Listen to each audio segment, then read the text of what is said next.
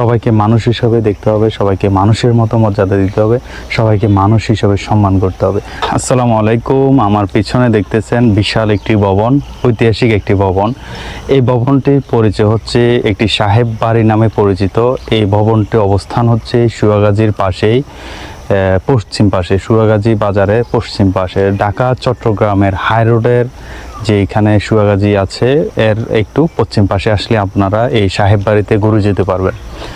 এই সাহেব বাড়ির সম্পর্কে কিছু ইতিহাস আপনাদেরকে না বললেই নয়। সাহেব বাড়ি বলেন, নবাবদের নবাব বাড়ি বলেন, যারা ঐতিহাসিকভাবে বাংলাদেশকে ব্রিটিশদের সাথে শাসন করতেন বা ব্রিটিশদের মতোই শাসন করতেন, তারা হচ্ছে হয়তো সাহেব অত নবাব।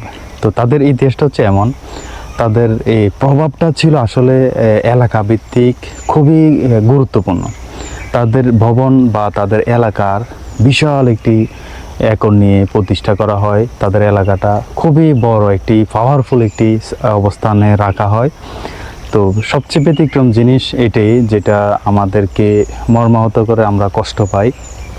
দেখেন, তারাও কিন্তু মানুষ ছিল, কিন্তু তাদের কার্যকলাপগুলো একটু ভিন্ন ছিল, একটু ব্যতিক্রম ছিল। যেমন এই নবাবদের বাড়ির সামনে দিয়ে অথবা সাহেবদের বাড়ির সামনে দিয়ে যখন সাধারণ জনগণ চলাফেরা করত, তখন তাদের পায়ে কিন্তু খড়ম রাখা সম্ভব ছিল না। এখনকার আমরা জুতা পরি, কিন্তু তখনকার মানুষ জুতা বলতে খড়ম কাঠ দিয়ে তৈরি বা বিভিন্ন শক্ত কিছু দিয়ে তৈরি করত। যারা একমাত্র প্রভাবশালী যারা, তারাই পড়তো। নর্মাল মানুষে জুতা ছাড়াই চলাফেরা করতো, আমরা ইতিহাস থেকে যতটুকু জানি। কিন্তু তারপরও কিছু মানুষের যারা জুতা ছিল, তারা যখন এই ধরনের ভবনের সামনে দিয়ে আসা যাওয়া করতো অথবা তাদের বাড়ির সামনে দিয়ে আসা যাওয়া করতো, তখন কিন্তু সেই জুতাগুলো খুলে হাতের বগলের নিচে রেখে যেতে হতো। যদি কেউ ব্যতিক্রম করতো, ধরেন পায়ে পড়ে সাহেব বাড়ি অথবা নবাবদের বাড়ি পার হয়ে যাচ্ছে, তখন কিন্তু তাকে ধরে নিয়ে এসে সিপাহীরা খুবই কঠিন শাস্তি দেওয়া হতো। তাদেরকে কঠিন শাস্তির মাধ্যমে কিন্তু দমিয়ে রাখা হতো। এই যে ইতিহাসটা, এই ইতিহাসটা কিন্তু বাঙালিদের মনের মধ্যে একটি ক্ষোভ সৃষ্টি করেছে যে কেন আমরাও মানুষ, তারাও মানুষ, আমি স্বাধীনভাবে চলতে পারবো না। যেমন ইংরেজরা আমাদেরকে শাসন করেছিল প্রায় 200 বছর। তখন বাঙালিরা আস্তে আস্তে বুঝতে পারলো যে না, আমরা কেন স্বাধীনভাবে চলতে পারবো না, আমরা কেন স্বাধীনভাবে কিছু করতে পারবো না। ওই থেকে দেখেন, একটা সংগ্রাম বলেন, একটা আন্দোলন বলেন, একটা যুদ্ধ বলেন, একদিনে কোনোভাবেই সম্ভব না।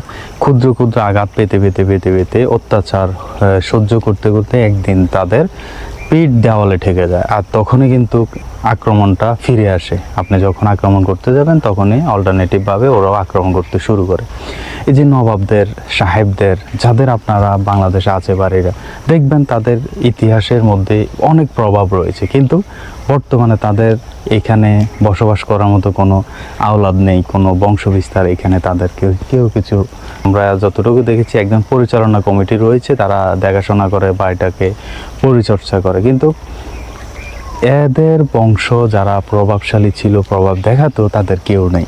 এটা থেকে আমাদের একটা শিক্ষণীয় বিষয় হচ্ছে, আমরা মানুষ পৃথিবীতে অস্থায়ীভাবে আসছি, অস্থায়ীভাবে থাকবো, কিছুদিন পর এখান থেকে চলে যাব। সুতরাং সবাইকে মানুষ হিসেবে দেখতে হবে, সবাইকে মানুষের মতো মর্যাদা দিতে হবে, সবাইকে মানুষ হিসেবে সম্মান করতে হবে।